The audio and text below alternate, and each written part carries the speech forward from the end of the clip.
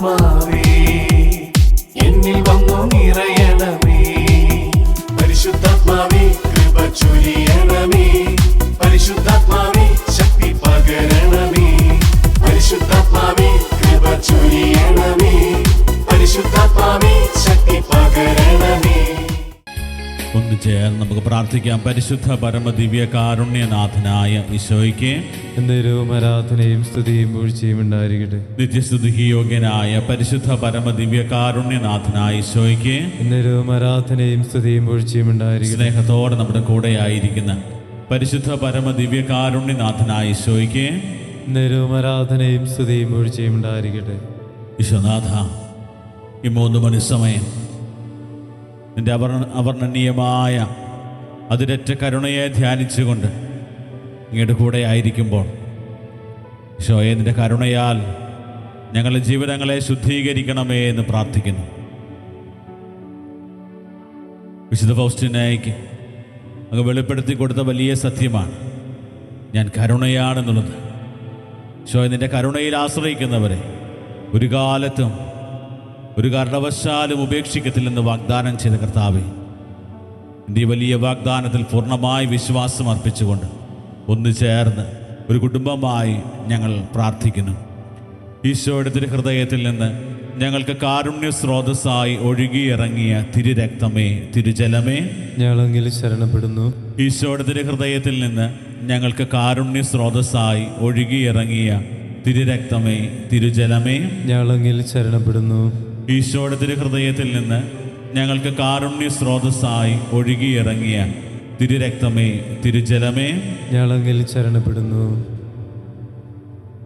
കർത്താവിൻ്റെ കരുണയ്ക്ക് വേണ്ടി ആഗ്രഹിച്ചുകൊണ്ട് ദാഹിച്ചുകൊണ്ട് നമ്മൾ പ്രാർത്ഥിക്കുമ്പോൾ സങ്കീർത്തകൻ നമ്മളെ ഓർമ്മപ്പെടുത്തുന്നൊരു കാര്യം, 119 സങ്കീർത്തനം അതിൻ്റെ 58 തിരുവചനം ഇപ്രകാരം പറയുന്നു: പൂർണ്ണ ഹൃദയത്തോടെ ഞാൻ അങ്ങയുടെ കാരുണ്യത്തിനായി യാചിക്കുന്നു.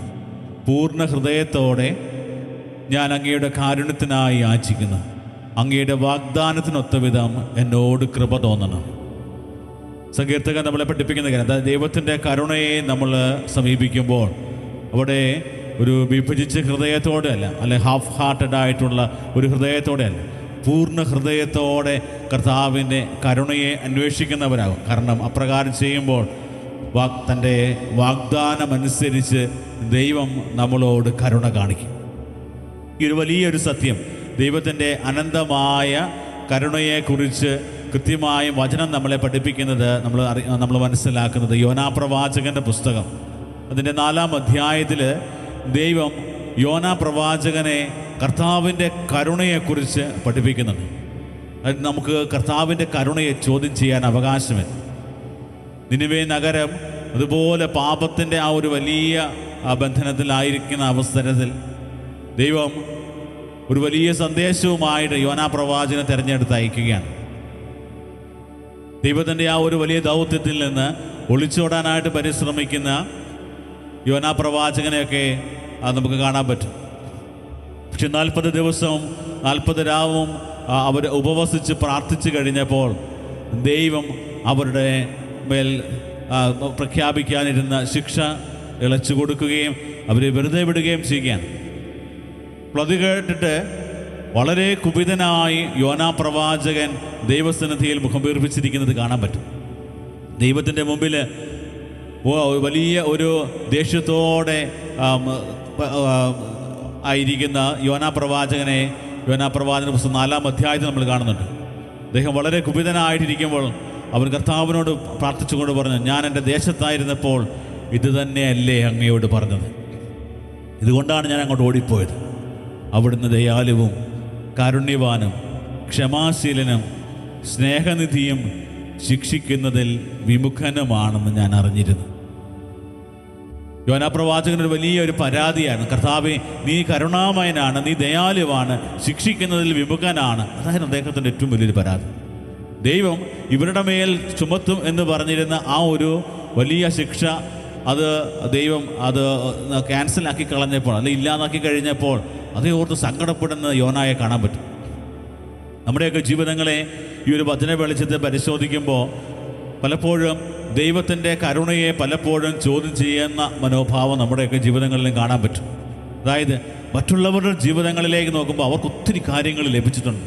എൻ്റെ ജീവിതത്തിലേക്ക് ഞാൻ ഇത്രയൊക്കെ ചെയ്തിട്ടും എനിക്ക് ചില കാര്യങ്ങളില്ലല്ലോ, ചില കാര്യങ്ങൾ മാത്രമേ കർത്താവ് തന്നുള്ളല്ലോ എന്നൊക്കെ പറഞ്ഞ് ഒത്തിരിയേറെ പരാതികളും പരിഭവവുമായിട്ട് ദൈവത്തിൻ്റെ കരുണയെപ്പോലും ചോദ്യം ചെയ്യുന്ന മനോഭാവം നമുക്കുണ്ട്. അവിടെ വീണ്ടും ദൈവം ഒരു വലിയ ഒരു സത്യം യോനാ പ്രവാചകനെ പഠിപ്പിക്കുകയാണ്. യോന റെസ്റ്റ് എടുക്കുന്ന സമയത്ത്, വിശ്രമിക്കുന്ന ആ ഒരു സമയത്ത് യോനാ പ്രവാചകൻ്റെ അടുത്തൊരു വലിയ മുൾച്ചെടി, ഒരു ചെടി വളർന്നു വരുന്നുണ്ട്, പന്തലായി, അത് വലിയ തണലൊക്കെ നൽകുകയാണ്. പിറ്റേ ദിവസം അത് വാടിപ്പോകുന്നു. ഇത് കണ്ടിട്ട് വീണ്ടും ദൈവത്തോട് കുപിതനാകുന്ന യോനായെ നമ്മൾ കാണും. അവിടെ ദൈവം യോനായെ പറഞ്ഞ് പഠിപ്പിക്കുന്ന ഒരു വലിയ സത്യം ഇതാണ്: ഈ ഒരു ചെടി ഒരു രാത്രി കൊണ്ട് വളരുകയും അടുത്ത രാത്രി നശിപ്പിക്കുകയും ചെയ്തു. നീ അതിൻ്റെ വളർച്ചയ്ക്ക് വേണ്ടി അധ്വാനിച്ചിട്ടില്ല, എന്നിട്ടും നിനക്കതിനോട് അനുകമ്പ തോന്നുന്നു. ഈ ഒരു കാര്യത്തിന് വേണ്ടി ഒരു പരിശ്രമം പോലും നടത്തിയിട്ടില്ല. ഈ ചെടി വളരുന്നതിനോ നട്ടുപിടിപ്പിക്കുന്നതിനോ അല്ലെങ്കിൽ അതിൻ്റെ വളർച്ചയ്ക്കോ അല്ലെങ്കിൽ വേണ്ടി ഒരു കാര്യവും ചെയ്തു കൊടുക്കാത്ത യോനാ പ്രവാചകന് ഈ ഒരു ചെടിയോട് ഇതുപോലെ അനുകമ്പ തോന്നിയെങ്കിൽ, വീണ്ടും ദൈവം പറയാണ്, എങ്കിൽ ഇടം വലം തിരിച്ചറിയാൻ കഴിവില്ലാത്ത 1,20,000 പരം ആളുകളും അസംഖ്യം മൃഗങ്ങളും വസിക്കുന്ന മഹാനഗരമായ നിനവയോട് എനിക്ക് അനുകമ്പ തോന്നരുതെന്ന്. ഒരു ചെറിയ നിസ്സാരമായ ഒരു ചെടിയോട് ഇതുപോലെ കരുണ കാണിക്കാൻ അല്ലെങ്കിൽ അനുകമ്പയുള്ള ഒരു മനസ്സ് നിനക്കുണ്ടെങ്കിൽ, ഇത്രയും ആളുകളോട്, എൻ്റെ ജനമായി ഞാൻ സൃഷ്ടിച്ച് പരിപാലിക്കുന്ന എൻ്റെ ജനത്തോട് എനിക്ക് കരുണ കാണിക്കാതിരിക്കാൻ പറ്റുമോ? ദൈവത്തിൻ്റെ നിസ്സീമമായ കരുണയെ എടുത്ത് കാണിക്കുന്ന ഒരു വചനഭാഗമാണ്. പ്രിയപ്പെട്ടവരെ, വിശുദ്ധ ഫൗസ്റ്റിനായ്ക്ക് ഈശോ വെളിപ്പെടുത്തി കൊടുത്തതാണ്. അതായത് നമ്മുടെയൊക്കെ പാപങ്ങൾ, വല്ല പാപങ്ങൾ കൂട്ടിവെച്ച ഒരു കുറ്റിച്ചെടി പോലത്തെ ചെറിയ ആണെങ്കിൽ ദൈവത്തിൻ്റെ കാരുണ്യമെന്ന് പറയുന്നത് ഒരു വലിയ പർവ്വതമാണ്. ഒരിക്കലും അങ്ങോട്ടും ഇങ്ങോട്ടും ഒന്ന് കമ്പയർ ചെയ്യാൻ പോലും പറ്റാത്ത രീതിയിൽ വലിയ വ്യത്യാസമുള്ളതാണ് ദൈവത്തിൻ്റെ. അത് അതിരറ്റതും അളവറ്റതുമായ ദൈവത്തിൻ്റെ കരുണയാണ് മനുഷ്യവംശത്തിൻ്റെ മേൽ ദൈവം ചൊരിയുക. പ്രിയപ്പെട്ടവരെ, ഈ കരുണയുടെ തിരുമണിക്കൂറിൽ നമുക്കും മനസ്സിലാക്കാവുന്നതും നമ്മുടെയൊക്കെ ബോധ്യങ്ങളിലേക്ക് സ്വീകരിക്കാവുന്നതുമായ ഒരു പ്രധാനപ്പെട്ട കാര്യമാണ് ദൈവത്തിൻ്റെ കരുണയെ ചോദ്യം ചെയ്യുവാനായിട്ടുള്ള അവകാശം നമുക്കില്ല. ആ കരുണയുടെ കീഴിൽ പൂർണ്ണമായി നമ്മെ തന്നെ സമർപ്പിച്ചുകൊണ്ട് ദൈവത്തിൻ്റെ കരുണയിൽ പൂർണ്ണമായി ആശ്രയിക്കുന്നവരായി നമ്മുടെ ജീവിതങ്ങൾ മാറണം. അതുപോലെ തന്നെ ദൈവത്തിൻ്റെ കരുണയെക്കുറിച്ച് പറഞ്ഞത്, ദൈവത്തിൻ്റെ കരുണ അനന്തമാണ്, നിസ്സീമമാണ്.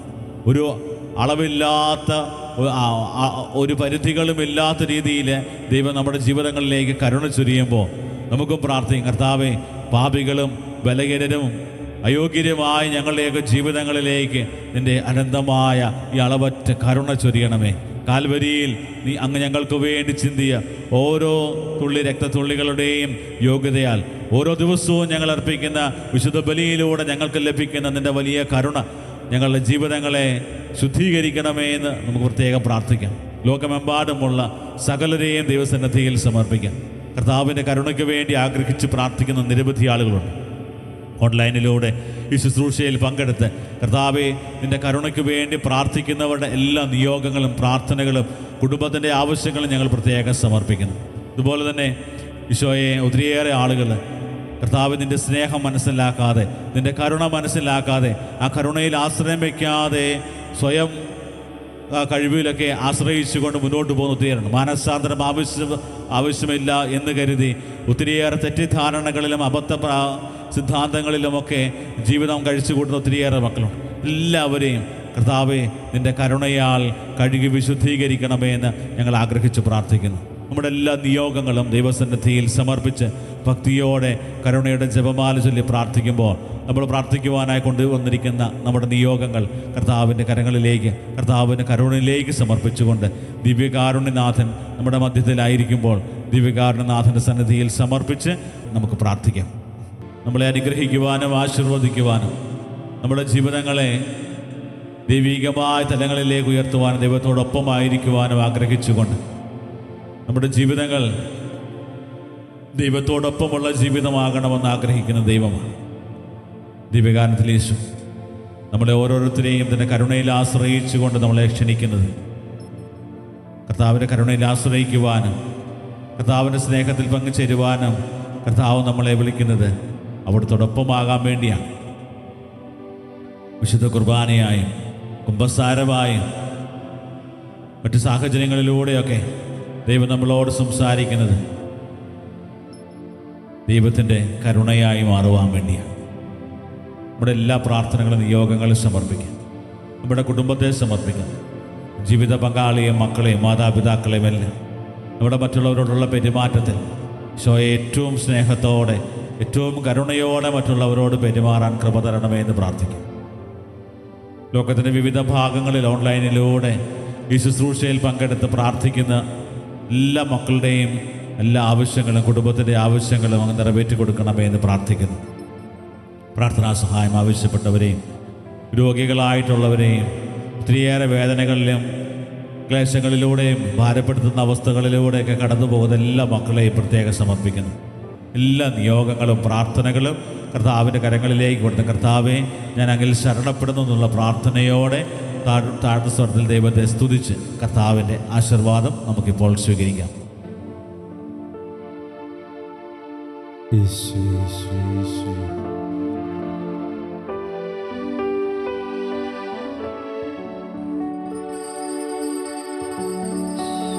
ആരാധന